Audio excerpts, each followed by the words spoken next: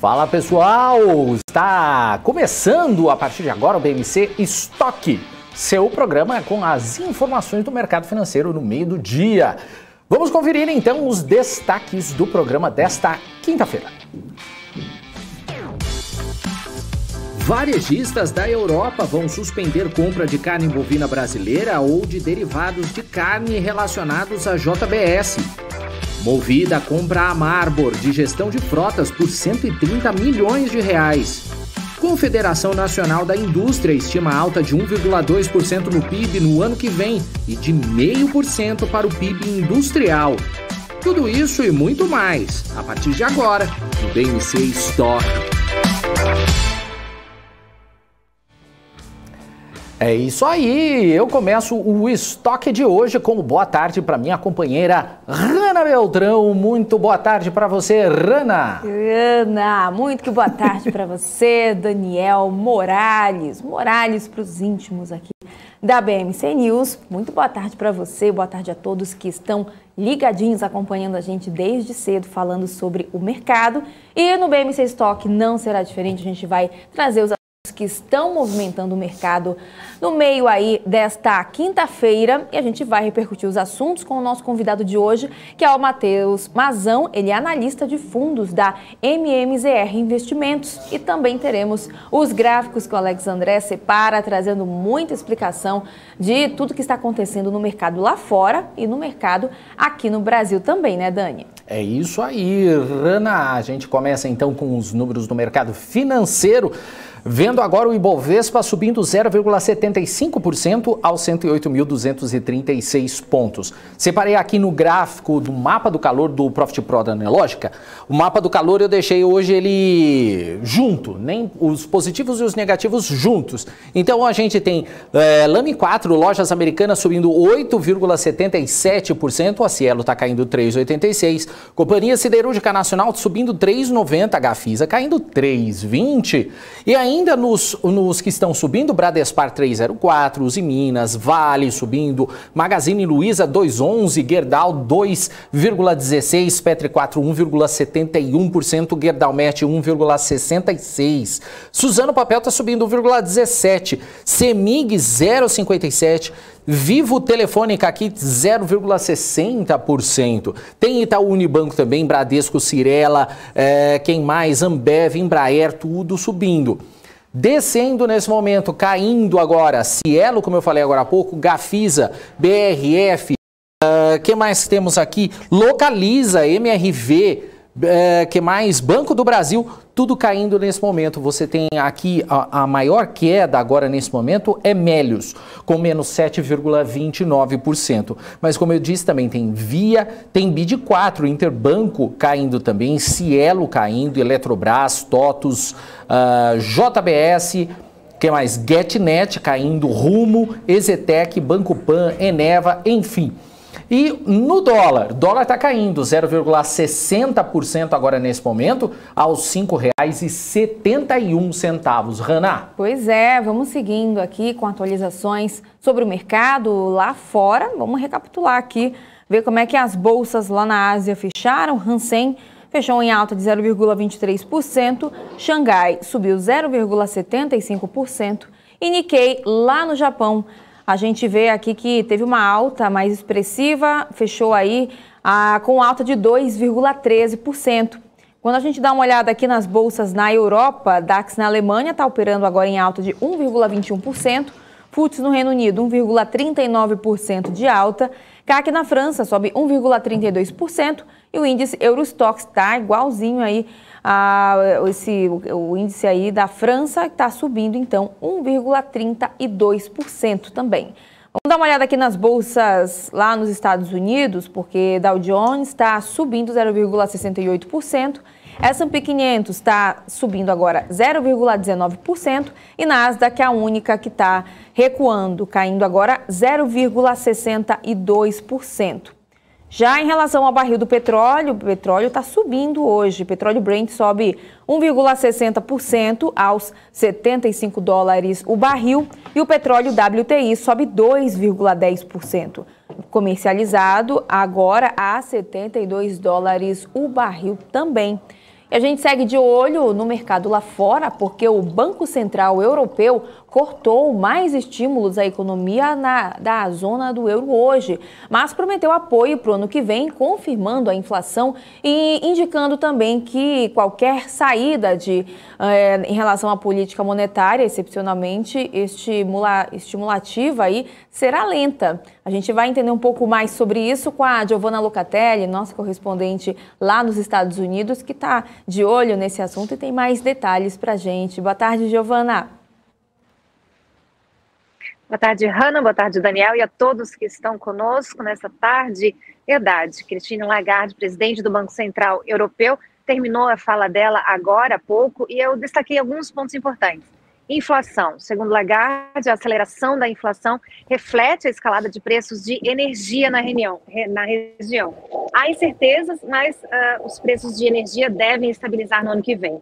Sobre as expectativas da inflação, elas seguem estáveis, pois significativamente um pouco mais altas. A previsão é de 2,6 em 2021, 3,2 em 2022, depois segue uma baixa esperada, 1,8 em 2023 e se mantém assim em 2024. Manutenção de juros, segundo ela, é essencial para garantir a estabilização da inflação. Ela diz ainda que a inflação pode aumentar, mas se a alta dos preços provocar uma escalada de salários, importante isso dizer. Sobre pandemia, Lagarde diz que há incerteza sobre o Ômicron e uma quinta onda de Covid em toda a Europa, o que pode afetar a economia. Sobre o crescimento da economia, o presidente do Banco Central Europeu disse ainda que o PIB da zona do euro deve crescer 5,1% em 2021, indo para 4,2% em 2022 e desacelerando a 2,9% em 2023. A economia da zona do euro segue em uma recuperação lenta. Ela diz ainda que a região desacelerou, mas existem expectativas de crescimento forte para 2022. Ela diz ainda que o PIB da região deve sim retomar o nível pré-Covid já no primeiro trimestre de 2022. Hanna, Daniel. Legal, Giovanna, e tem também uma informação que está mexendo aí com o mercado financeiro hoje, é que 6 grupos aí varejistas europeus, incluindo aí o Carrefour na Bélgica, vão suspender a compra de carne bovina brasileira, né, ou de derivados de carne relacionados à JBS. E isso em razão de novas descobertas aí que associam a criação de gado ao desmatamento na Amazônia, no Cerrado e no Pantanal. Conta mais pra gente sobre isso e como é que reagiu também a JBS. Então, essa informação é do Repórter Brasil, que é um grupo independente de pesquisa focado em temas ambientais e trabalhistas, em parceria com a Murray Earth, que é uma organização não governamental com sede em Washington, que também tem um foco ambiental. Eles rastrearam o caminho dessa carne desde a criação em áreas desmatadas até o varejo na Europa, sendo vendidas em corte premium, o York Beef e a carne enlatada. As supostas transgressões, elas são relacionadas a fornecedores indiretos de gado, os fazendeiros que criam os animais para vendê-los a outros produtores que depois comercializam então para os abatedouros. Irregularidades relacionadas ao desmatamento ilegal foram descobertas em fornecedores indiretos da JBS, que hoje a gente sabe, a maior exportadora de carne bovina do mundo, também na Marfrig, que é a segunda maior, e a Minerva, que é líder em exportações na América do Sul, segundo este relatório. Frigoríficos brasileiros afirmaram que fornecedores indiretos ainda são o principal obstáculo para interromper esse desmatamento relacionado ao gado. No ano passado, a JBS e a Marfrig anunciaram novos sistemas aí de rastreamento e ferramentas para melhorar os controles dessa cadeia. Em nota, a JBS disse que não perdoa ou tolera qualquer tipo de desrespeito ao meio ambiente, comunidades indígenas ou à legislação brasileira.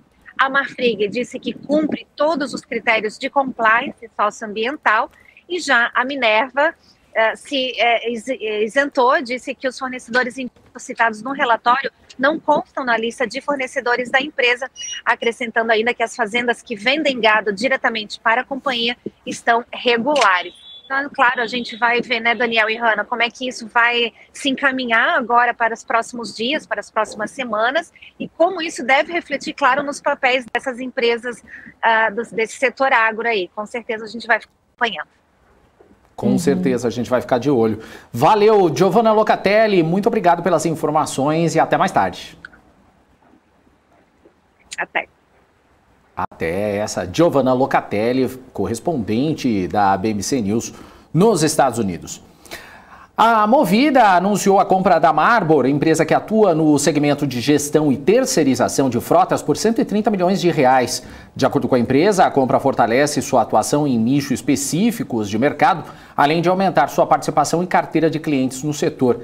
A companhia afirma que a operação vai contribuir com 1.800 veículos atrelados a contratos de locação, com idade média de aproximadamente 1 ano e 4 meses, distribuídos entre mais de 100 clientes corporativos, com contratos de 2,7 anos em prazo médio. O valor da transação vai ser pago em 2 parcelas, 50% no fechamento da operação e 50% no primeiro aniversário. O montante final a ser pago terá a dívida líquida deduzida e ajustada no fechamento. E o CAD aprovou sem restrições a fusão entre a Hapvida e a Notre Dame. A fusão, que vai ocorrer por meio da incorporação das ações da Intermédica pela Hapvida, vai dar origem a uma gigante mundial entre as provedoras de saúde. Foi aceita sem restrições pelo órgão. Com isso, a Hapvida agora vai passar a deter a totalidade das ações da Intermédica, que se tornará a sua subsidiária integral. A fusão entre as duas maiores operadoras da Bolsa foi anunciada no começo do ano e, na época, o negócio foi avaliado em 100 bilhões de reais. Segundo o documento, a próxima etapa contempla a publicação do despacho e um período de 15 dias para eventuais manifestações do Tribunal do CAD.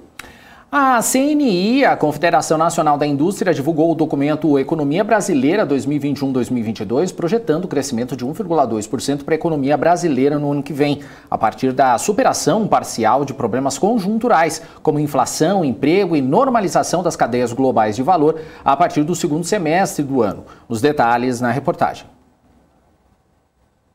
De acordo com a CNI, a atividade econômica também deve se beneficiar da normalização da demanda por serviços prestados às famílias, o que ainda está abaixo do nível pré-pandemia, e também alguns setores industriais demandados ainda em 2021, principalmente aqueles ligados a investimentos, como a cadeia da construção civil e de bens de capital.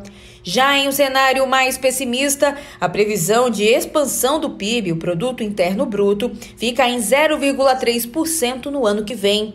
Para 2021, a Confederação estimou uma alta de 4,7% na atividade econômica, número menor do que o esperado no início do ano, puxado pelas constantes quedas na indústria ocorridas no segundo semestre. Segundo a entidade, a expansão do PIB neste ano reverte a queda de 4,1% no ano passado, mas o resultado não significa que os problemas acentuados pela crise e os desafios estruturais do país tenham sido superados. Entre uma série de fatores desfavoráveis, a CNI destacou a inflação elevada, com consequentes altas nas taxas de juros, o desemprego, o alto endividamento das famílias, além da escassez de insumos e matérias-primas e os custos de energia em elevação. Para a Confederação, ainda existem incertezas sobre o futuro da pandemia, com o surgimento de novas variantes, causando temor de um possível retrocesso, como já está acontecendo em alguns países. E antes da gente chamar o Matheus Mazão aqui para conversar com a gente aqui no BMC Stock, só dar o nosso boa tarde para o pessoal que está no chat, né, Hannah? Vamos lá, porque o abençoado já deixou a sua mensagem por aqui. O Anderson Mendes também já passando por aqui. Diego do Prado também está aqui. Vinícius Pereira. Quem mais? O Anderson colocou, Poxa, que programação top. Tem até correspondente fora do país. Tem. Show de bola, vida longa ao BMC News. Até se fosse pago, valeria. Olha só. Em breve vai ser pago. Não, tô brincando. E ontem, não é Rafa Mendes, é Rafael Lara. Soltou um real time aí da fala do Paulo. Ele tava dando aí uma explicação, né, o que ele estava falando naquele momento, bacana. Vinícius Pereira também está aqui, o Felipe Nicásio, o Denis. O Corotinha. O Corotinha. Já aparece aqui o Peter Santana. Cadê a Luísa Peter Santana? Cadê a Luísa? Pois é, manda um beijo para a Luísa. O Peter Santana já dando boa tarde, Morales, boa tarde, Hanna. O Diego do Prado já perguntando aqui de Magalu. O candidato a ministro também já aparece por aqui, os melhores nomes. Em seguida tem o abençoado mais uma vez. Tem até um Neymar aqui. Tem o Neymar? Tem o Neymar Moura. Neymar Moura tá aqui. Pois o Henrique Rivonaldo aqui. Boa tarde, Hanna e Daniel. Tamo junto. Tamo junto, Henrique. Isso aí, é Henrique. Nóis. Quem mais? Nina Oliveira já tá. O Rui das Neves também já. Rui das Neves, grande já tô Rui. acompanhando, tá desde cedo mandando mensagem. Ezequiel Santos também. Quem mais? Lucas Barros. Quem mais? O Ezequiel Santos, olha, você não me zoa não, que tava lendo mensagem aqui. Tô falando nada. Jurandir Bernardi. Tem o Ney Silva.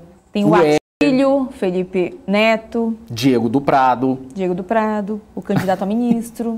E é isso, gente. A gente espera que toda essa turma aqui que tá falante, pessoal, aqui. Vamos... O Luiz Fernando, a dubladora já está por aí? Ela tá por aí? Olha lá, ó, e o Peter Santana aqui, ó. A Luísa está de pijama até agora, fazendo uma armadinha. Uma armadinha no quarto dela. Lê-se aprontando. A Luísa, aproveita, Luísa. Aproveita. Luiz Felipe também, Jorge Lucena, Eric Xavier, o Eudinei Pereira. Boa tarde, Helder. Vamos começar a ler os novos, né? Esse pessoal que tá sempre aqui, tipo Helder, Rui das Neves. Quero só saber esse povo aí, né? Que a gente fala assim, boa tarde, meu povo, minha pova. Quero só saber se o pessoal já tá deixando like. Gisela Marchiori, já tá compartilhando. Que falou que tá aqui desde cedo. A Maria falando que a gente é top. Valeu, Maria! Brian, boa tarde pra você. Cássio Nunes. Ex-manobrista tá aqui. Cássio, ministro? Mudei de profissão, agora sou trader, olha. Remo é o melhor clube do Brasil, Hanna? Claro que é, acabou de ganhar a Copa Verde, então respeite, porque agora ele vai Copa Verde, para ele poder participar aí da Copa do Brasil, pois você me respeite, ele ganhou do Paysandu. O que é Copa Verde? No domingo. É Copa Verde, ué. É ESG essa Copa? Isso, é ESG. Ela é ESG, então o Remo ganhou, entendeu? O Remo é orgânico e ele ganhou também. Hanna, eu tô achando melhor você ir pra entrevista. Você acha? Então vamos lá, então. Vamos falar de coisa séria agora, porque já são 1h07 e o Matheus Mazão já está conectado. Cadê o Matheus? Olha o Matheus aí. O Matheus, que é analista de fundos da MMZR Investimentos. Oi, Matheus, muito boa tarde para você. Seja muito bem-vindo aqui no BMC Stock. Tudo bem, Hanna, Daniel? Obrigado aí mais uma vez pelo convite. Prazer é meu estar aqui com vocês. Prazer é nosso, obrigado. Prazer é todo nosso. Bom, já vamos começar falando então sobre o mercado de fundos, né? Com a alta da inflação e também da Selic, muitos investidores acabam sacando dinheiro dos fundos, em especial dos fundos de multimercados. Como é que essa movimentação acaba impactando a gestão desses fundos? E também quais são as perspectivas de recuperação na rentabilidade desses ativos? Vamos lá. De fato, né, a gente viu ao longo dos últimos meses, sem dúvida, um movimento de resgate bem brusco em toda a indústria multimercado. Né? Se a gente pegar setembro, outubro e novembro, somar esse volume de saque, esse volume chegou a mais de 25 bilhões de reais. Então, de fato, é algo incomum, vamos dizer, para a indústria, tanto de multimercado como para a indústria de fundos de ações, né, indústria de renda variável. Mas, em contraponto, dado esse cenário, né, de alta de juros, a gente vê um volume, esse saldo justamente migrando para os ativos de renda fixa, né, os fundos de renda fixa. Então, acho que os dois principais pontos aqui que a gente pode citar do porquê desse resgate em massa, vamos chamar assim, alta de juros, é o investidor tentando se proteger um pouco mais em ativos mais conservadores, aproveitando essa alta da Selic. E dois, de fato, a indústria multimercado como um todo e a própria indústria de bolsa não performou bem. Né? Então, se a gente olha para o índice IHFA, que talvez represente aqui de forma mais justa o universo de multimercados do Brasil, ele sobe hoje pouco menos de 2% no acumulado do ano. E a bolsa, acho que também não é novidade para ninguém, tem um ano muito ruim. Então, acho que é muito de entender, selecionar muito bem os gestores, quais veículos faz ou não sentido estar posicionado, porque só para concluir, para não ficar muito extensa essa primeira parte, mas Se você olha para uma casa que antes tinha 400, 500 milhões, ela perdeu 50%, 60% do AUM, né, da capacidade de ela fazer gestão, acaba ficando difícil para ela, de fato, continuar ali com o time, pagar bem o time e ter uma perspectiva interessante para frente. Né? Então, um pouco do que a gente faz aqui, né, justamente analisar a indústria, avaliar fundo a fundo e entender quais as melhores casas e opções que a gente tem hoje. Uhum. Legal. E agora, o que o investidor ele deve observar, ficar atento na hora de analisar a lâmina de um fundo? Quais as categorias de fundos elas performaram melhor nesse ano e o que motivou esse bom desempenho? Boa pergunta, Daniel. A gente aqui dentro de casa, a gente faz um processo de seleção que não envolve só a parte quantitativa, né? A gente vê muita gente falando, fiz um mega estudo, tentei entender super bem aqui determinado fundo, mas na verdade ele está olhando só 12 meses. Então, longe disso, da gente fazer uma análise só do ponto de vista numérico. Quando a gente vai fazer uma escolha de determinado veículo, determinada asset, a gente olhar várias coisas, né? Então, acho que é muito importante você saber desde quando esses gestores, esse time de gestão trabalham juntos. No mundo ideal, a gente olha sempre para 5 anos, por exemplo. Como é que está a estrutura de partnership dessa asset? Ou seja, será que o modelo ele é muito concentrado em uma ou duas pessoas? E isso pode gerar um desincentivo para outras pessoas, por exemplo, saírem. Isso claramente vai gerar uma retenção menor de talento, consequentemente um turnover maior. Outros aspectos que a gente gosta de analisar, será que essa gestora ela tem ou não um parceiro estratégico que pode gerar algum tipo de conflito de interesse, ou será que ela está de fato só olhando para a parte de gestão de patrimônio, ou se ela tem alguma outra atividade envolvida. Então esses são alguns critérios em linhas gerais aqui que a gente avalia. Toda vez que a gente tem, eu posso até depois falar um pouco mais de calma, mas a gente criou uma ferramenta proprietária que é um score. Enfim, avalia, são mais de 30 perguntas que a gente pondera cada uma dessas perguntas e também vai ter, aí respondendo sua pergunta de forma mais direta, a parte quantitativa que é a lâmina, né? Então, na lâmina a gente vai avaliar, desde quando essa estratégia existe, qual foi a maior queda mensal desse fundo, qual o índice Sharpe desse fundo, como é que esse fundo ele se compara com outros fundos da indústria, pares da indústria, enfim, são algumas das formas da gente analisar. Respondendo a parte 2 sobre quais fundos foram melhor ou pior esse ano, a gente internamente classifica os fundos multimercados basicamente em 4 grupos. Então, a gente coloca os fundos estruturais, que são aqueles fundos que carregam posições por mais tempo, fazem poucos trades, em linhas gerais, dentro do portfólio. Fundos mais dinâmicos, que são os macro trading, que giram mais a carteira. Os long and short, direcional e mais neutros, vamos dizer. E os descorrelacionados, que envolvem principalmente os fundos quantitativos. Tá? Se a gente olhar mês passado, a indústria long and short neutra performou muito bem. Isso, ao longo do ano, também aconteceu. Alguns nomes aqui que a gente pode citar que foram super bem ao longo de novembro e ao longo do ano como um todo. O fundo da Argo, o fundo foi super bem, o Argo Long and Short, é um fundo neutro. O fundo da Solana foi super bem, e os fundos da Ibiúna também. São alguns desses fundos que basicamente eles não vão ter uma posição direcional em bolsa, né? Eles acabam uma posição comprada se equivalendo, na maioria das vezes, com a posição vendida. Falei um pouco aqui, mas para a gente bater no papo, a gente pode ir fazendo outras perguntas aí também para não ficar falando sozinho. Não, fica à vontade, não tem problema não, mas pode sempre detalhar, fica à vontade. E queria saber como é que funciona também o sistema de pontuação de dados que vocês usam aí para ranquear os melhores fundos. E tem como citar também quais fundos e gestoras têm se destacado dentro dessa análise de vocês? Claro. Vamos lá, Hannah. Então, um pouco do que eu disse, a gente olha tanto a parte qualitativa e quantitativa. O universo de perguntas são mais ou menos 30 perguntas e muitas dessas perguntas a gente não consegue, por exemplo, analisar dentro de um site ou dentro de uma lâmina. Então, um trabalho um pouco mais aqui de detalhe, de entrar em contato com o RI, falar diretamente com o time de gestão para ir absorvendo essas informações. Então, um pouco do que eu já falei na parte qualitativa, né? Modelo de partnership muito importante. Para multimercados, a gente olha bastante a questão de books. Então, será que é uma única pessoa que está tomando todas as decisões dentro de um fundo? Se for esse o caso, a gente costuma ter um pouquinho mais de pé atrás aqui. Então, os books independentes, com os riscos individualizados, a gente acha que traz bastante valor para uma estratégia. Track record dos gestores sempre a gente analisa.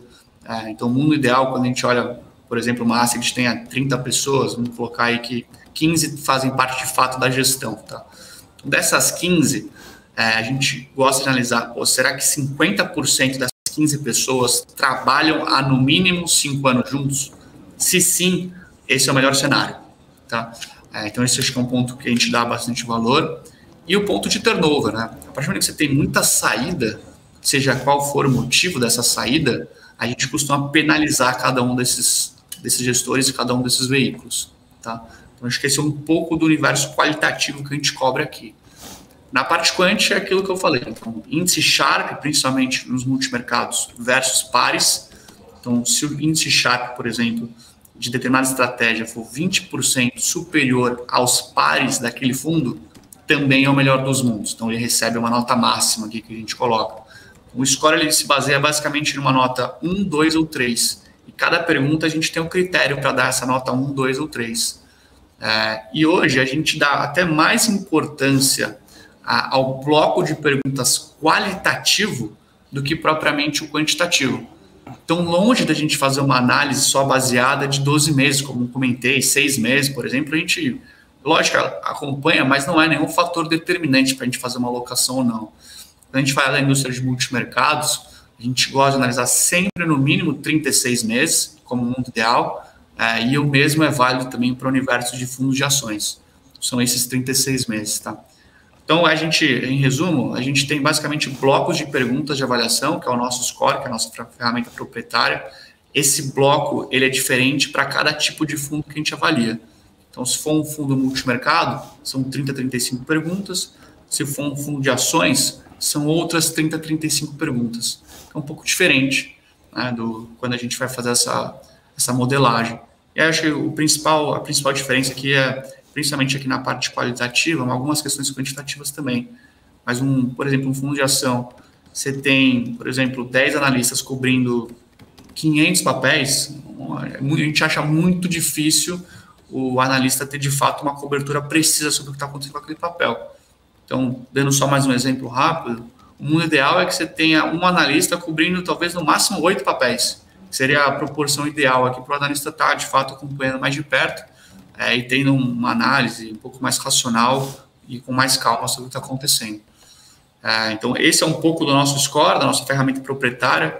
Hoje a gente trabalha com Fund of Funds, que é basicamente a seleção aqui dos 8 melhores fundos que a gente descobriu. A gente tem já mapeado quase 200 fundos da indústria local, que a gente fez esse score, pontuou cada um desses produtos, desses fundos, e aí faz uma seleção dos 8 melhores para uma composição dentro do Fund of Funds. Tá? Mas aí, Renan, respondendo a sua pergunta, novembro, long e short neutro, nosso universo aqui foram os melhores, acabaram subindo quase 1%, e também os fundos macrodinâmicos, que é aqueles que treinam um pouco mais, com ganhos aí na média na casa de 0,5%, dentre esses mais ou menos 100 fundos que a gente acompanha. Tá? Legal. Matheus, nas suas análises, como é que vocês perceberam as expectativas dos principais gestores do país para o próximo ano em relação aos principais temas como dólar, juros e inflação? Boa. A gente tem acompanhado isso aí, só mais um ponto também que acho que vale a pena citar para quem está acompanhando em casa também, por mais que a indústria tenha performado na média mal, razoavelmente mal, né, no caso de 2% de HFA, como eu disse, algumas casas especificamente têm se destacado muito versus essa média. Então, só citando alguns nomes aqui que a gente tem acompanhado mais de perto, o caso, por exemplo, da Vista, o fundo da Vista, o Vista Multiestratégia, sem dúvida, ao longo dos últimos 12 meses, disparado entre os melhores fundos da indústria, com ganhos aí de mais de 2 dígitos, por exemplo. Tá? O fundo da Ibiúna também subindo muito próximo a 10%, o Ibiúna STH. Nomes mais conhecidos aí que imagino que todos devam conhecer, o próprio fundo da SPX, que é um multimercado, talvez um dos maiores multimercados hoje da indústria, o SPX Nimitz, com ganhos bastante concentrados, aí, respondendo sua pergunta também, Daniel, ganhos concentrados no book de juros, assim como a Gap, também concentrado na indústria de juros, todos esses ganhos. Tá? E aí um outro nome que acho que vale a pena citar, que também performa muito bem versus essa média, é o fundo da Argo, que é um long and short neutro focado em Brasil.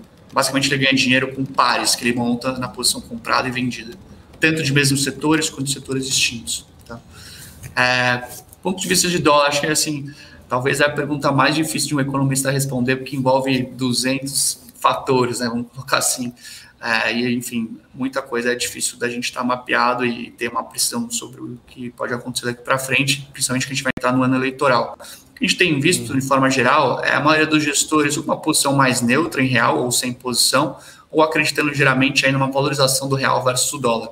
Até porque a gente está nesse cenário de alta de juros, então o carrego da moeda tende a ser um pouco mais favorável e atrair um pouco mais de investidor com essa alta mais forte. Né? Estava até vendo um dado recente sobre os países que mais subiram juros no ano, o Brasil é um dos principais. Né? Então, uma alta muito forte de Selic, isso deve, de alguma maneira, atrair mais capital estrangeiro, embora a gente ainda tenha um fluxo de remessa para o exterior ainda forte nesse curto prazo. Mas, em resumo, a tendência é que o real deveria se valorizar com essa subida de juros. Tá? Inflação, a gente tem olhado para, a gente inclusive acompanhou um relatório da RPS recentemente, acreditando que o pico da inflação deva ter chegado já agora em dezembro, então a tendência é que essa inflação comece a cair e chegar mais aonde o Banco Central quer, dado também esse aperto monetário tão forte. Então, lógico, vai ser muito em cima também do que pode acontecer, a gente ainda não tem cenário claro, e acho que ninguém tem sobre o processo de eleição, sobre quem de fato vai assumir o poder, qual vai ser a equipe econômica, por aí vai. Mas no cenário hoje que a gente tem acompanhado de média de gestores, de uma inflação um pouco menor daqui para frente e de um real um pouco mais fortalecido também. Uhum. E, Matheus, a gente está caminhando aí, né, para o finalzinho do ano, já estamos, na verdade, né, faltam aí 2 semanas para o ano finalizar, e depois de 5 meses com a Bolsa fechando no vermelho, quais são os setores que devem se destacar no próximo ano? Tem algum tipo de fundo considerado mais alternativo e que chama a atenção de vocês?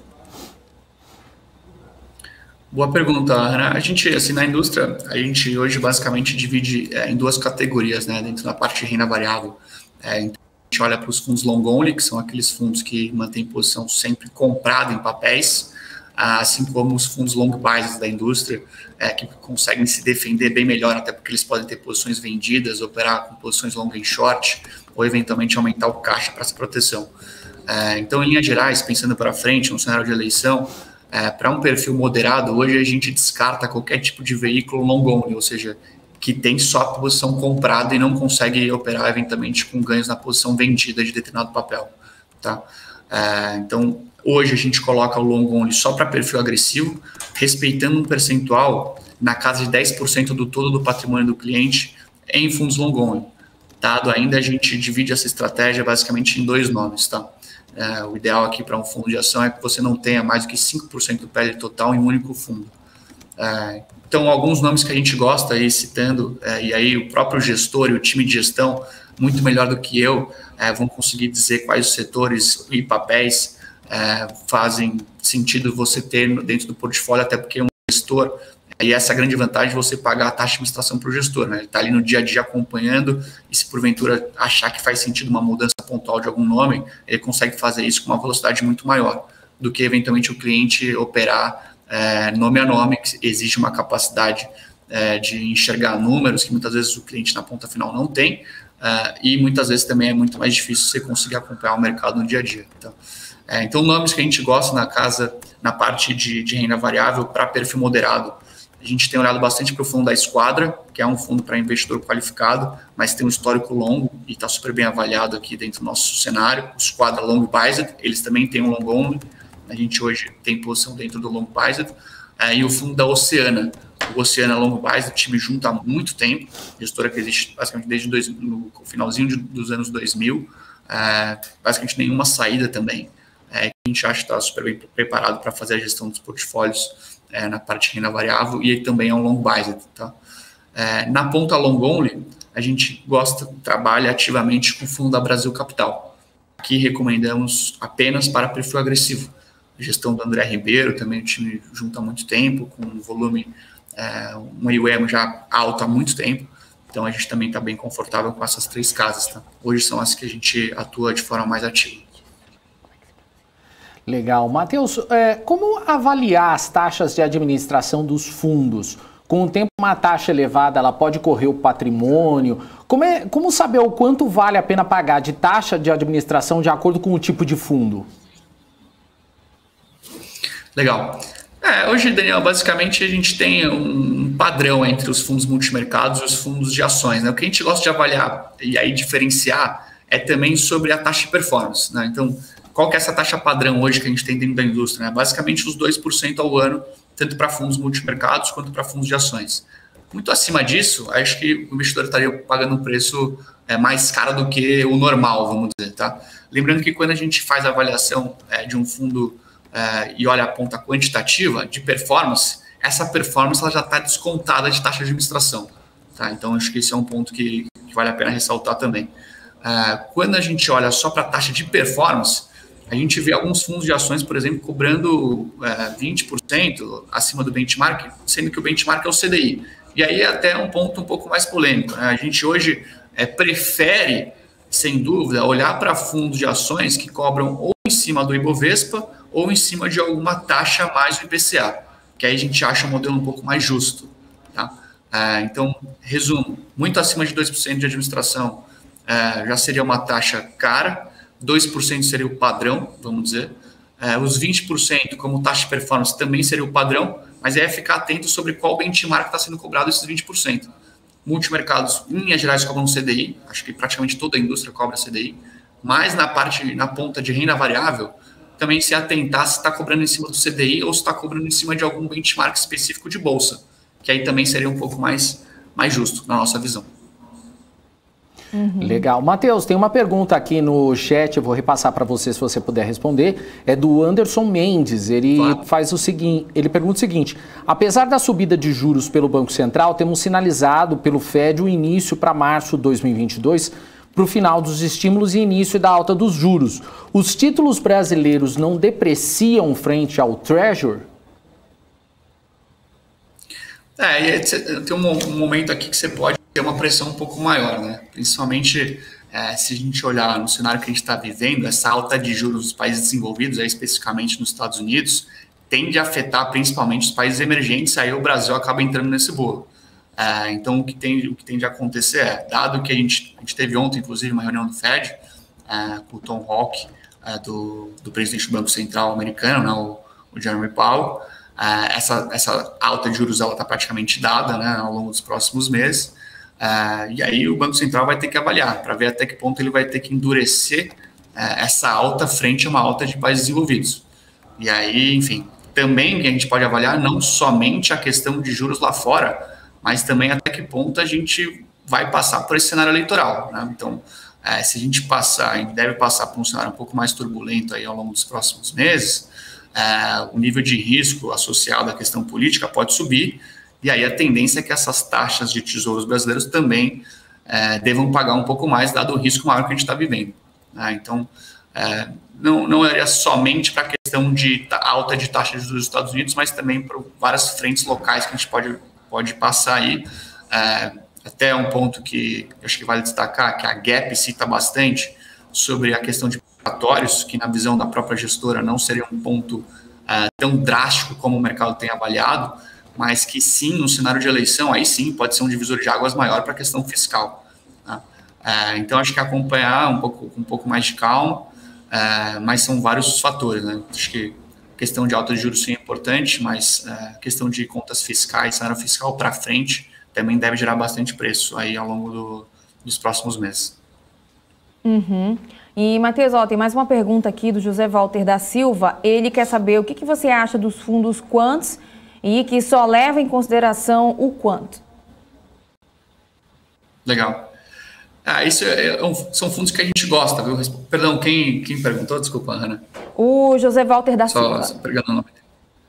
Ô, José, então, assim, sem dúvida a gente classifica os fundos quantitativos como uma caixinha apartada aqui dentro dos multimercados. A gente avalia, gosta, mas hoje a gente no Brasil vê poucas opções, de fato, de gestoras bem estruturadas para que faça esse processo de avaliação quantitativa, que envolve modelos matemáticos e etc. Tá? Hoje, a nossa visão, a gestora que está mais bem preparada para fazer isso, sem dúvida, é a Giant. Tá? A Giant Steps, a antiga Visia, patrimônio já bem alto, é a maior gestora quantitativa hoje da América Latina.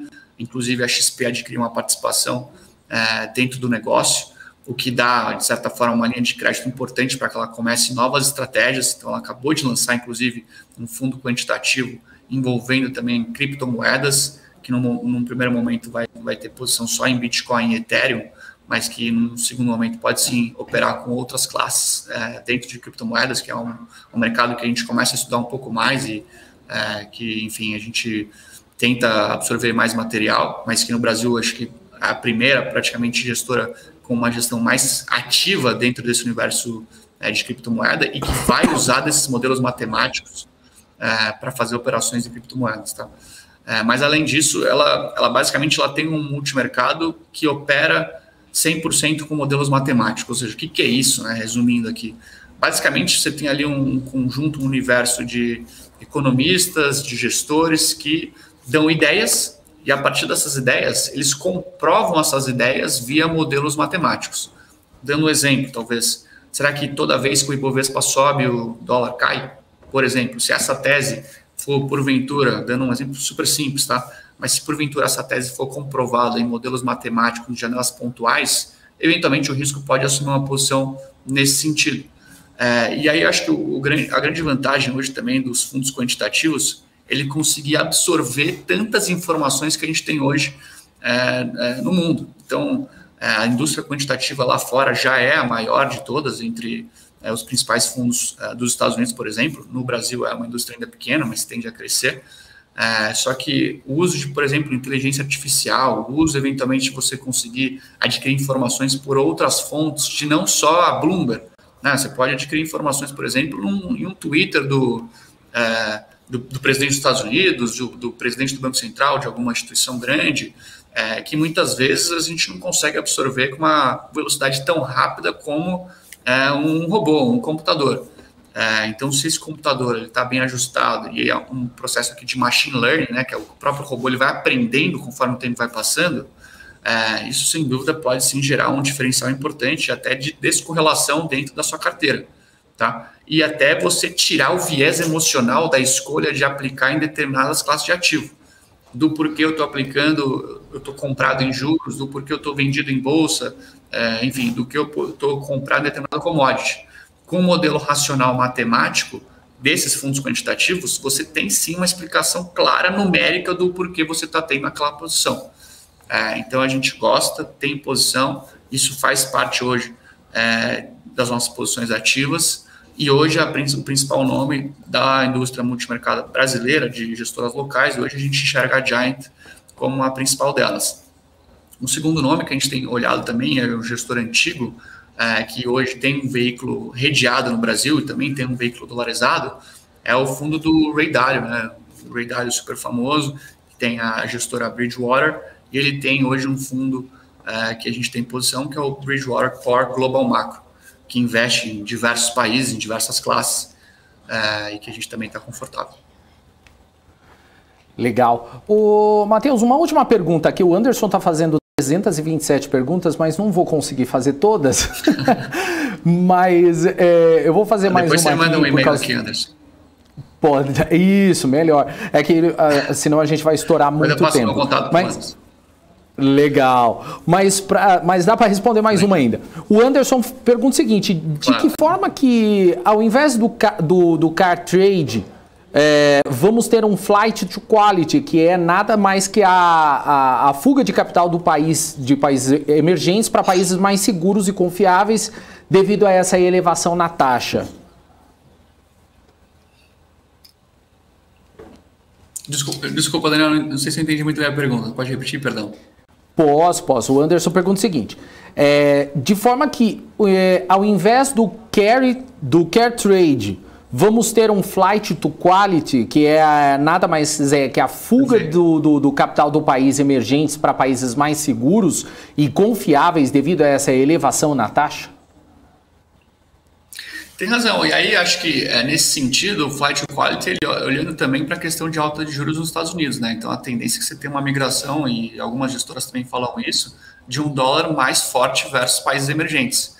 Então, sem dúvida, no curto prazo, o Brasil, passando por todas essas questões fiscais, embrólios de questão política, vários desafios internos e ainda um cenário de alta de juros de desenvolvidos, e aí falando principalmente dos Estados Unidos, mas outros países também começando a se movimentar, a tendência é, sem dúvida, que os emergentes tenham uma fragilidade maior nesse sentido. E aí a moeda americana, a tendência é também que se fortaleça versus esses países. Concordo. Legal. Matheus, queria agradecer a sua participação aqui no BMC Stock, mas queria que você deixasse aí o seu recado aqui para encerrar a sua participação no dia de hoje. Legal, não, eu que agradeço, estou super à disposição aqui, o que precisarem, contem comigo aqui. Acho que é recado final, a indústria multimercado como um todo performou mal em 2021, acho que bem pior do que anos anteriores. Perspectivas para frente de uma alta de Selic, acho sem dúvida importante ter um portfólio bem equilibrado, balanceado. A gente fez alguns ajustes aqui, principalmente na classe CDI, então a gente aumentou um pouco a parcela de CDI dentro das carteiras, segue hoje também com uma posição de inflação que se beneficia desse carrego de inflação mais alta.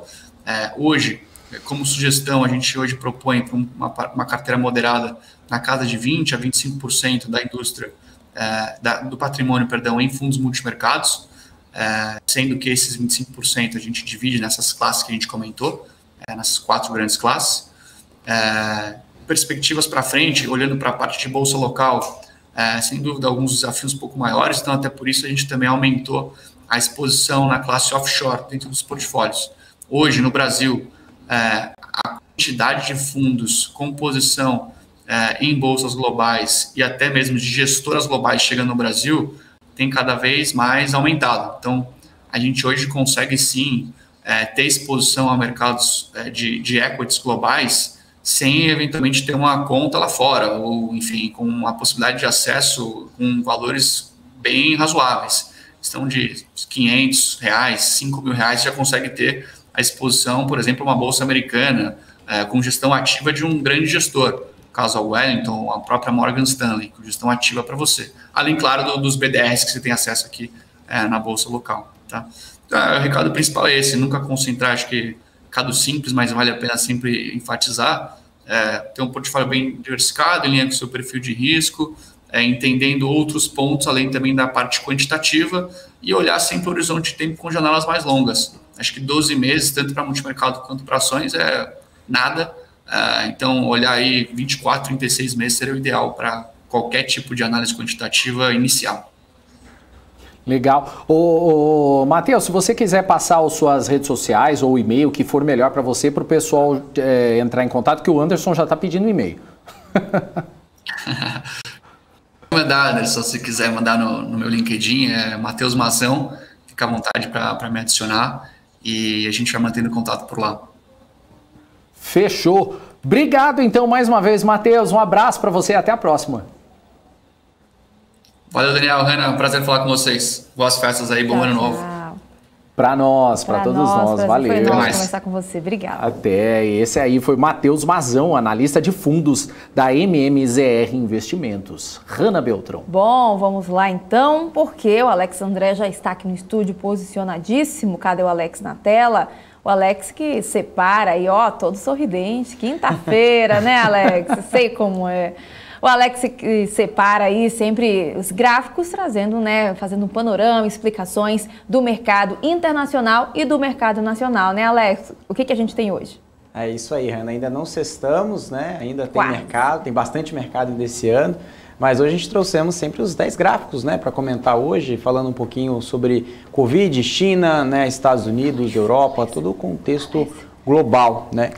E a gente vai trazer algumas novidades, né, de alguns gráficos interessantes que a gente não trouxe antes nas edições do BMC Stock e a gente vai comentando aqui, tá? Então, o primeiro gráfico, a gente vai falar desse gráfico do JP Morgan, né, que ele traduz principalmente a relação, né, de aviações executivas, né, que ela vem ali, né, sendo um ritmo muito forte, né, ou seja, até passando, né, o nível ali de 2020, né, ou seja, claro que muito longe, né, dos níveis pré-pandêmicos, né, 2019. Ainda essa base está muito fraca, mas comparado com o ano passado, está mais forte, tá? Ou seja, a gente consegue observar principalmente ali, agora mais para o final do ano, essa linha aqui azul, né, o ano de 2021 comparado com esse ano aqui de 2020, né? Ou seja, ainda indicando um sinal de recuperação, claro que na base sazonal, né, esses meses de novembro e dezembro é muito mais forte do que os meses anteriores, mas ainda assim, né, em números relativos, está muito melhor, né, do que dados, né, comparados com o ano passado. O que a gente pode traduzir aqui desse gráfico quando a gente fala aqui de Ásia, né, principalmente de China, né, de outros países que compõem, né, o bloco asiático? Porque as próprias companhias, né, elas vêm demandando, né, um backorder, né, muito maior, né, de aeronaves regionais, né, ou seja, aeronaves menores, que é no caso aqui da Embraer. Né, para quem analisa também a Embraer, a gente consegue ver esse movimento muito forte, né, ou seja, as companhias que foram mais afetadas também foram essas, né, e agora na retomada são as primeiras que estabelecem, né, rotas regionais, ou seja, rotas com caminhos, né, de conectividade, como vou dar um exemplo aqui, como se fosse a Companhia Azul aqui, né, ou seja, que tem ali um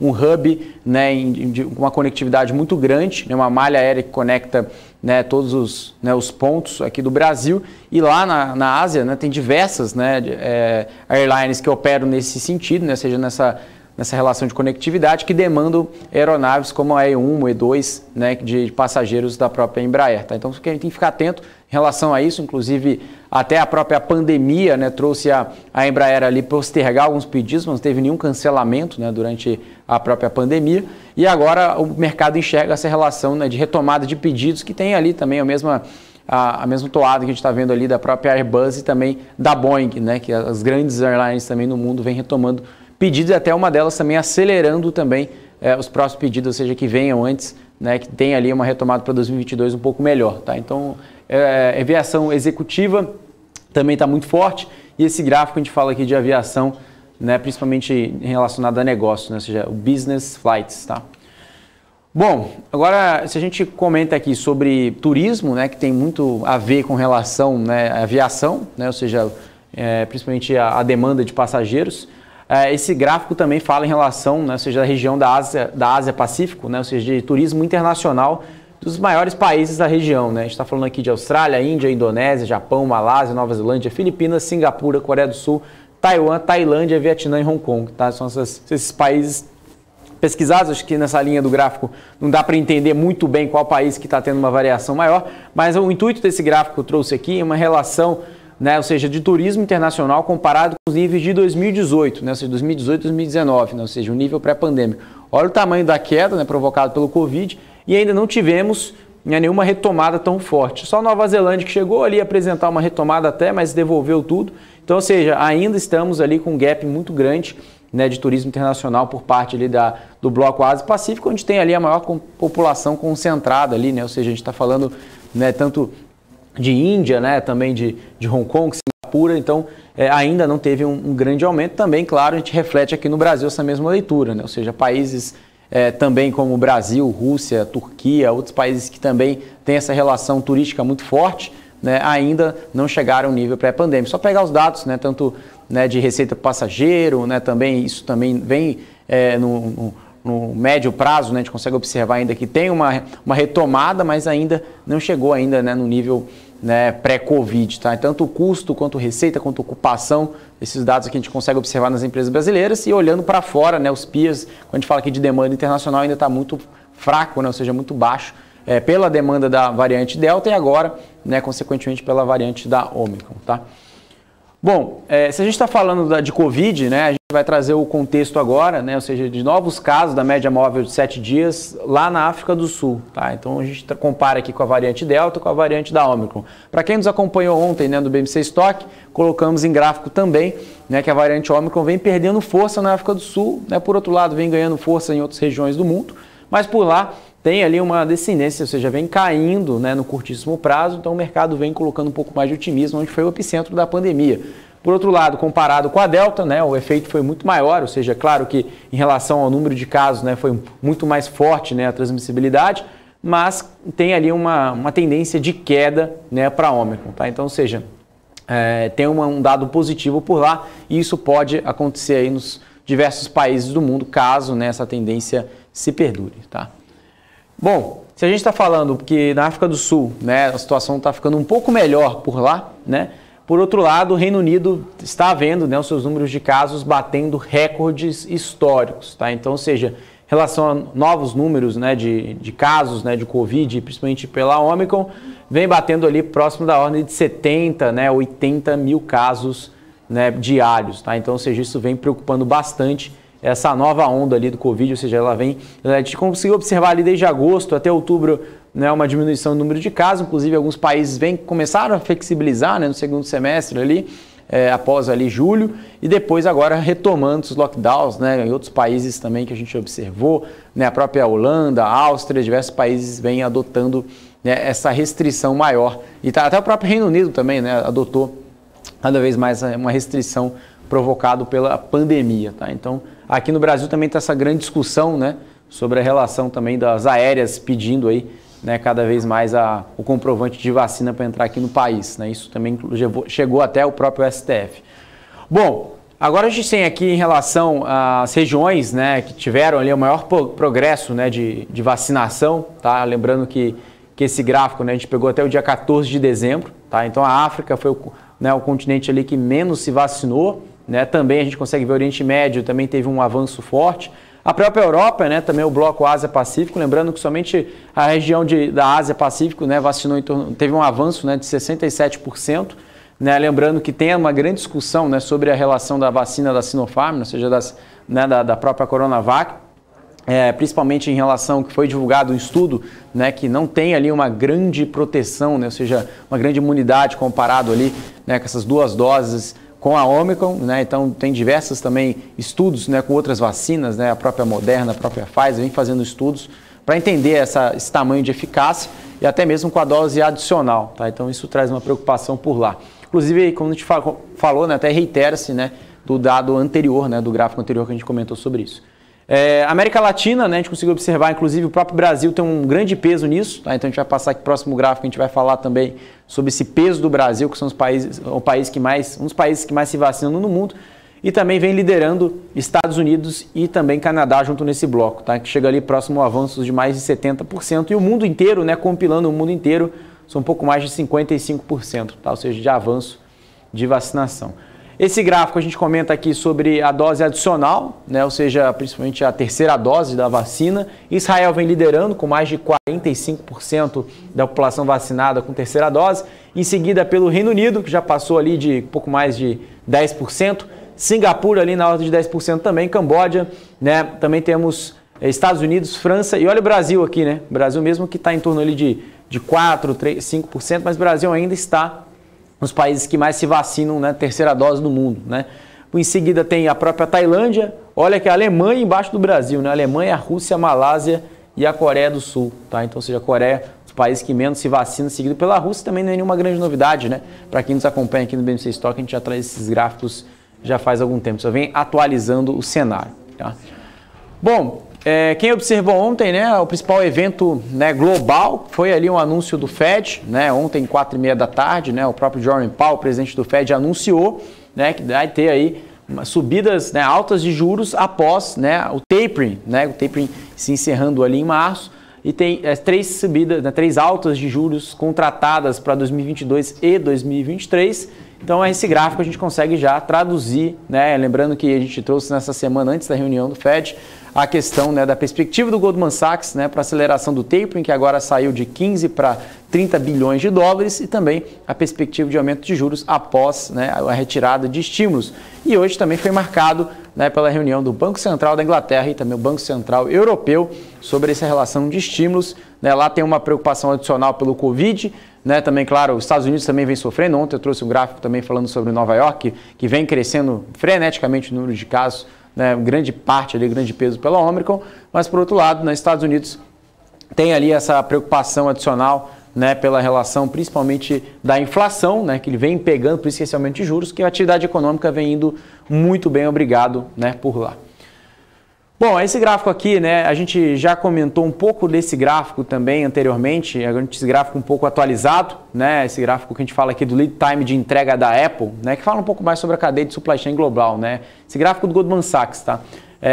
De acordo com o relatório, né, abrindo aspas aqui, né, em nossa avaliação semanal de dados de tempo de entrega para a Apple, observamos tempos de entregas baixos para iPhone em todas as principais geografias, indicando um melhor equilíbrio entre oferta e demanda, em nossa opinião, fechando aspas aqui. Então esse gráfico mostra os prazos de entrega de iPhone 13 versus iPhone 12, desde suas respectivas datas de lançamento. Então, ou seja, o que significa na prática, né? Ou seja, a cadeia de suprimentos, né, está fluindo melhor, ou seja, o tempo de entrega está diminuindo, isso é bom para a inflação global. Por que a gente está falando de Apple? Porque a Apple é uma das maiores empresas do mundo, que atuam em diversas regiões do mundo, é o mundo inteiro, né? A Apple, ela exporta, né? Ou seja, ela tem essa preocupação também do seu lead time, ou seja, do seu tempo de entrega, e também ela é muito coberta, né, por diversos analistas do mundo. Então fica mais fácil essa análise e serve como uma grande proxy global. Tá? Então esse gráfico do Goldman Sachs, ele compara, né, o modelo antigo do iPhone, né, iPhone 12, que foi lançado no ano anterior, com o iPhone 13. Né? Então a gente consegue comparar aqui o tempo de entrega diminuindo, então isso é bom também, um tom mais deflacionário, né, de forma global. Bom, se a gente está falando aqui que a preocupação da inflação é iminente, inclusive, né, trouxe esse discurso, né, do próprio Jerome Powell, esse gráfico do JP Morgan traduz, né, o número de vezes que a palavra transitório foi mencionada, né, de forma individual em cada reunião do FONC, tá? Desde março de 2017, desde o dia 17 de março até o dia 3 de novembro e dia 15 de dezembro, tá? Então, ou seja, aqui a gente consegue comparar aqui tanto em relação a minutos, né, ou seja, que foi falado, e também em relação da conferência, ou seja, do press conference, tá? Então a gente consegue observar aqui que a relação da inflação transitória, ela vem diminuindo, ou seja, antes o próprio Jerome Powell, ele vinha se discutindo, né, que a inflação era temporária, que não tinha nenhuma grande preocupação, que podia deixar correr, né, os juros mais baixos, né, ou seja, os estímulos. Agora vem aumentando, né, o aperto monetário, já enxergando o aumento de juros, principalmente, né, ou seja, já tirando esse discurso de temporário, observando que isso ainda vai perdurar por mais tempo ainda. Então esse gráfico ele traduz muito bem essa leitura das reuniões do próprio FONC, tá? Bom, agora esse último gráfico, né, a gente vai falar sobre petróleo, né, então, inclusive, uma pesquisa também do JP Morgan, né, que fizeram com diversos clientes, né, institucionais, né, do próprio banco. Eles fizeram uma pergunta, né, qual é a sua expectativa para os preços do petróleo, né, preço médio do petróleo Brent, né, que é referência aqui para o Brasil, no quarto trimestre de 2022, né? No nível atual está em torno ali de 74, né, 75 dólares, né? Então, o que a gente tem aqui? Né? A gente tem a maior parte do mercado, né, americano acreditando, quase 40% do mercado acreditando petróleo Brent a 80 dólares no ano que vem. Tem uma parte também relevante se dividida, né, entre 70 e 90 dólares, uma parte bem pequena ali, 6% acreditando em 60, mas ninguém acredita com o petróleo abaixo de 50, mas também o mercado também não acredita que o petróleo deva chegar a 100, 110 dólares. Tá? Então essa é a principal pesquisa, né, do Goldman Sachs e também do JP Morgan nesse gráfico aqui, e traduz nas companhias petrolíferas brasileiras. Inclusive até o próprio BTG também hoje, né, revisou o price target de diversas companhias, como o 3R, PetroRio, já colocando o petróleo nessa estimativa mais alta, também, claro, o fator operacional de cada companhia. Tá? Então esses são os principais gráficos de hoje, Daniel e Hanna, para sempre, né, auxiliar o investidor aí a tomar a melhor decisão para os seus investimentos. Tá certo, valeu, Alex, muito obrigado aí pelas informações, pela participação, até a próxima. Até a próxima, até amanhã. Tchau, tchau, Hanna.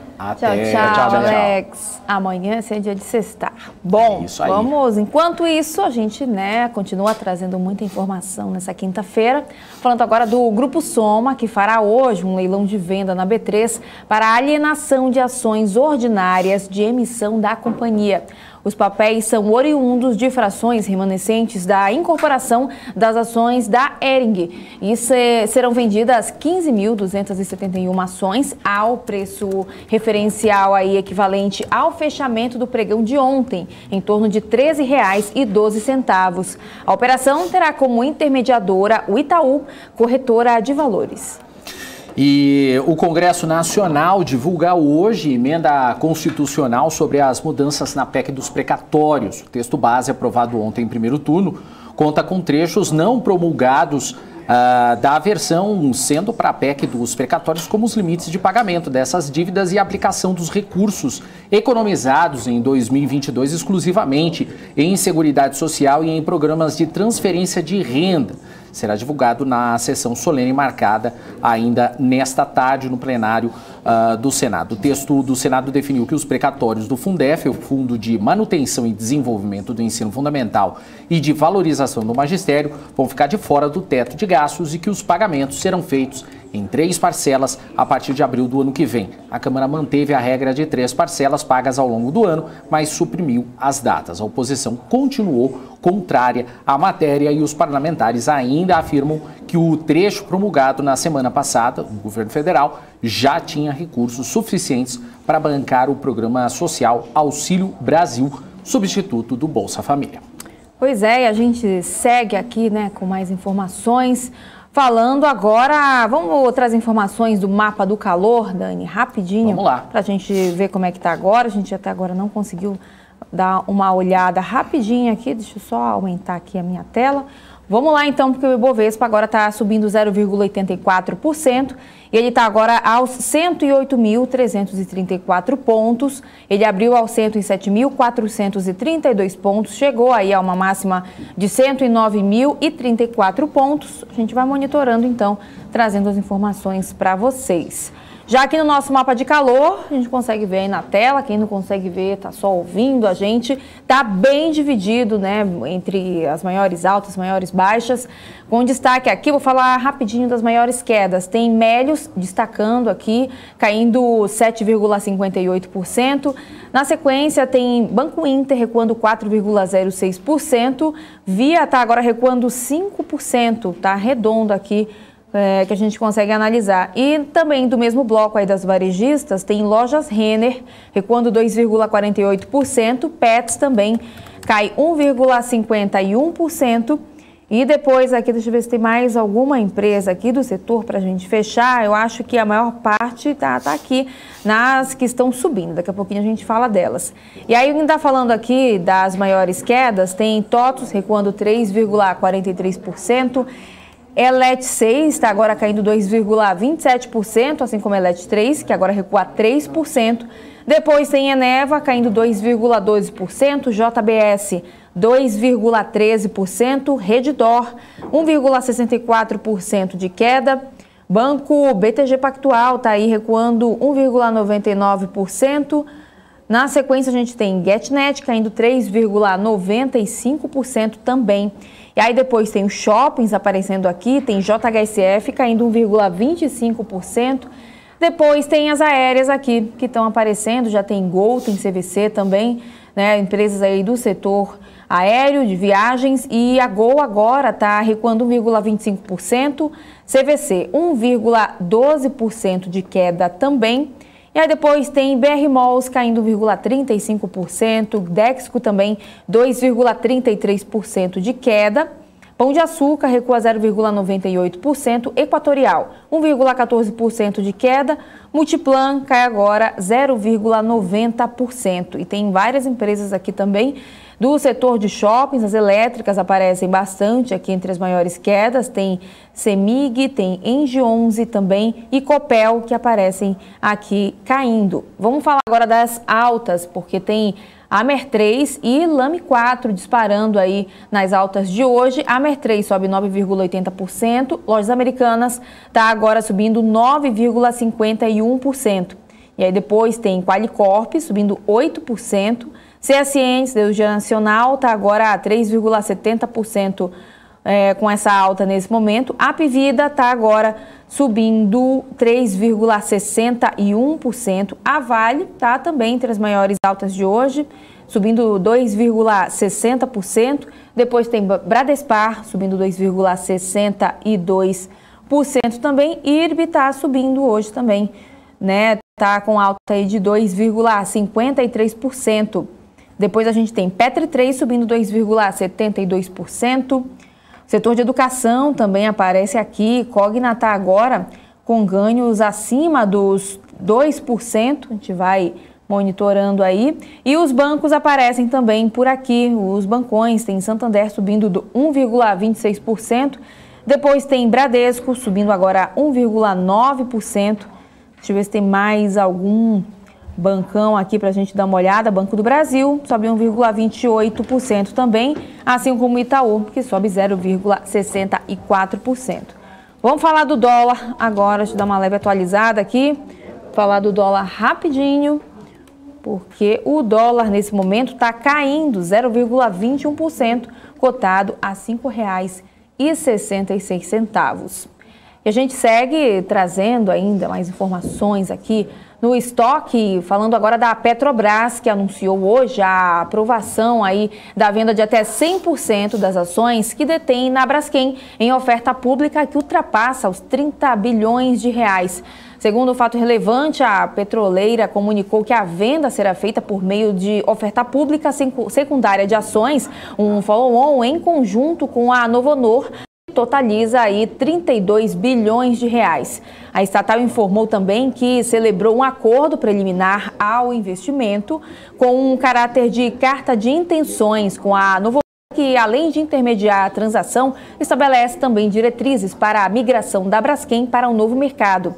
No acordo, a Petrobras e a Novonor manifestam interesse de, após a migração para o novo mercado, realizarem a venda de suas respectivas participações societárias remanescentes às ações ordinárias na Braskem. Ainda como parte dos compromissos assumidos aí pelas companhias, a Petrobras e a Novonor firmaram também um aditamento ao atual acordo de acionistas da Braskem, prevendo futura alteração da disciplina do direito de preferência da Braskem em um novo negócio no setor petroquímico. Dani. É isso aí. E o IPEA, o Instituto de Pesquisa Econômica Aplicada, divulgou a revisão da estimativa para o valor adicionado do setor agropecuário de 2021. O crescimento foi de 1,2% para a redução de 1,2%. O principal motivo para o ajuste foi a mudança significativa na base de comparação, após revisão dos números do VA do setor em 2020, feita pelo IBGE.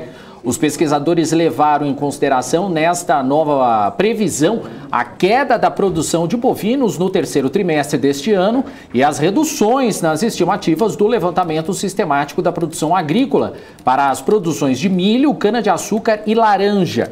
O crescimento do VA do setor agropecuário em 2020 foi revisto de 2% para 3,8%.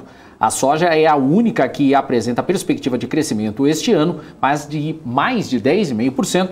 Mas mesmo nesse novo recorde da produção da principal cultura do país, não vai impedir a queda do agregado da produção vegetal. E as empresas aéreas brasileiras contabilizam prejuízo acima de 5 bilhões e meio de reais no terceiro trimestre deste ano, segundo a ANAC, a Agência Nacional de Aviação Civil. Os detalhes você acompanha agora na reportagem. O resultado das companhias Latam, Gol e Azul, as principais empresas aéreas brasileiras, seguiu sofrendo impactos decorrentes da pandemia da Covid-19 no terceiro trimestre de 2021, puxado pela redução na oferta de voos, impactando a receita e com despesas financeiras maiores do que as observadas no período pré-pandemia, de acordo com as demonstrações contábeis de empresas aéreas publicadas no portal da ANAC. Juntas, as companhias apresentaram um prejuízo líquido de 5 bilhões e 700 mil reais no período, com margem líquida negativa de 78,4%. Apesar da oferta dessas empresas ter sido 132% maior em relação ao mesmo período do ano passado, ainda foi 19,8% menor do que em 2019, período distante da crise na aviação mundial, onde o aumento nos indicadores relacionados aos custos mais significativos da indústria ficou em relação ao preço do combustível, que aumentou 56,6% na média trimestral, e a taxa de câmbio, que foi 2,8% maior na comparação com o terceiro trimestre do ano passado. As receitas de serviços aéreos aumentaram 179,7% em relação ao mesmo balanço de 2020, enquanto os custos e despesas operacionais aumentaram 60,6%. A receita de passagens aumentou 221% e representou 82,3% do total das receitas de serviços aéreos. As receitas com carga e mala postal, por sua vez, aumentaram 12%. 1%, representando 8,1% do total. Entre os custos e despesas, o maior custo do setor foi com combustíveis e lubrificantes, em torno de 25,1%, seguido de seguros, arrendamentos e manutenção, somando 16,8%, e despesas operacionais, com 16,8%. É isso aí. E para encerrar, né, Hanna Beltrão, vamos dar o nosso boa tarde pro pessoal que está aqui. O Salsicha está por aqui. O Diego do Prado também está por aqui. O Brian.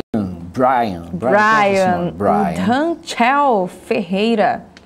Carla tá por aqui. O Leandro também, olha só, muito bacana. Abelardo Neto, o melhor canal do investidor. Valeu, Abelardo, obrigado. Continua acompanhando a gente então, Abelardo. É isso aí. O Anderson Mendes também por aqui, ele que fez 287 perguntas. Obrigado, Arrasou, Anderson, obrigado. Faça aí. sempre isso. Danchiel também está por aqui. Quem mais? O José Walter da Silva, o Helder também. O Helder só aparece para endossar a zoeira do Daniel em relação ao Remo, né? Acho engraçado isso. Engraçado. O que é Remo? Ai, de novo essa história, gente. Deixa o Remo em paz, deixa o Remo ser feliz, comemorar a Copa Verde. Tanto sofrimento para conseguir uma Copa Verde. Não, o Remo eu até entendo, mas o que é Copa Verde? Nossa, se vocês ouvissem a piada do Leonardo do Switcher, vocês, mudavam até de canal. O Remo é o que ajuda para atravessar o rio. Essa foi a piada. Procurem lá, Leonardo, @Leonardo. Não, mentira, não vou passar no Instagram dele, não. Mas tá bom, né, Leonardo? O Léo, é seu aniversário hoje? Porque olha, você tá de parabéns. Tá de parabéns. Vamos lá. É isso aí, o Anderson aqui, o Elielson também, olha, o Elielson de Belém, ó. Tamo junto aí. Aí, ó, você achou seu conterrâneo. Avin, não sei como é. Como? Avin. Você queria 2 vezes e um Y, Avin. Peter Santana, olha, o Elielson falando, o maior time do Norte. Imagina qual que é o menor. O maior time do Norte, tá vendo só? Ó, o Avin tá falando assim, a apresentadora já está com fome? Sim, porque estou com cara de fome. Sim, estou com cara de fome. Sim. E hoje não é dia de happy hour aqui no marketing, e por isso que eu não vou ficar aqui para filar os comes e bebes, né? Que amanhã me aguarde. E olha, o Felipe Lippe falando assim, o Remo ganhou do Vila Nova. O que é o Vila Nova? Bom, é uma pergunta muito...